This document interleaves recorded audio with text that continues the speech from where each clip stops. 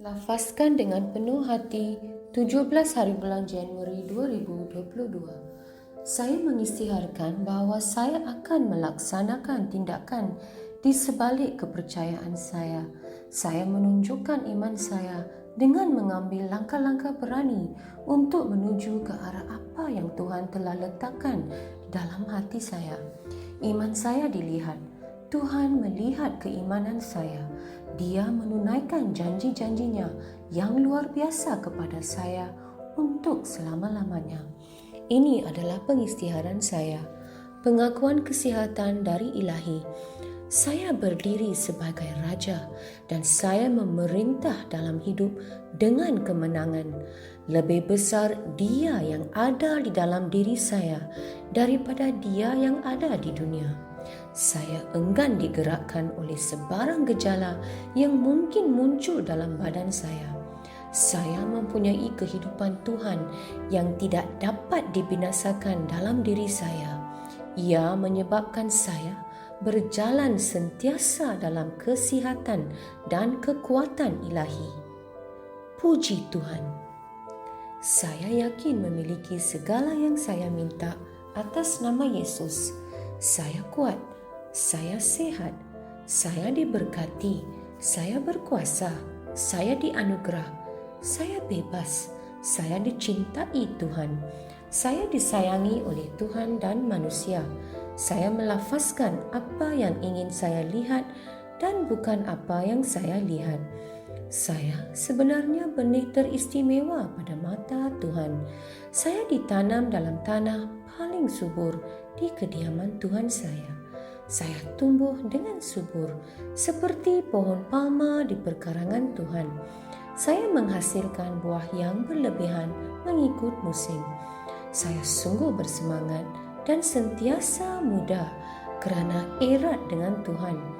Bahkan pada usia lanjut juga, saya tetap segar dan terus berkembang maju seperti daun yang kekal hijau, dan segala yang saya lakukan atas nama Yesus akan berjaya.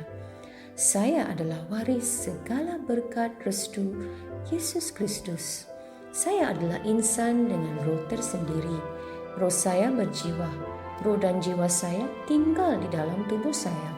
Roh saya membimbing jiwa saya. Jiwa saya mendengar arahan dari roh saya dan memberi arahan kepada tubuh saya yang mengikuti arahan tersebut.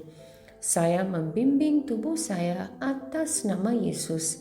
Kehadiran kuasa Tuhan yang tidak dapat dihancurkan jelas menjadi kenyataan di dalam hidup saya sepanjang masa. Saya melafazkan kesejahteraan terhadap setiap unsur di dalam tubuh saya. Saya mengarahkan minda saya mencontohi kesempurnaan minda Yesus, dan saya mengarahkan minda saya supaya mengikuti segala ajaran dan firman Tuhan. Saya melafazkan kesihatan terhadap urat dan saraf saya. Saya melafazkan kekuatan pada otot dan ligamen saya. Saya melafazkan kecergasan menyelubungi hati saya. Saya melafazkan bahawa paru-paru dan tisu saya akan mengekalkan nisbah pengudaraan dan perfusi secara teratur.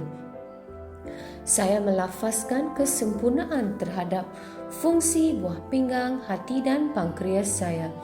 Kehidupan dan kesejahteraan jelas berkekalan di dalam setiap sel darah saya.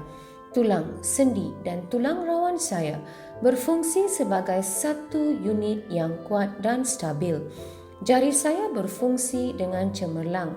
Mata saya melihat dengan jelas dan dengan sempurna.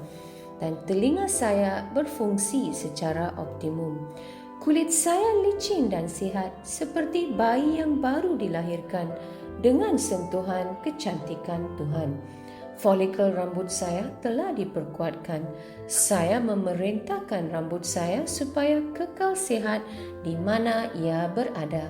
Saya juga mengisytiharkan pertumbuhan baru dari dalam folikel saya supaya rambut terus tumbuh dan bertambah di mana rambut diperlukan.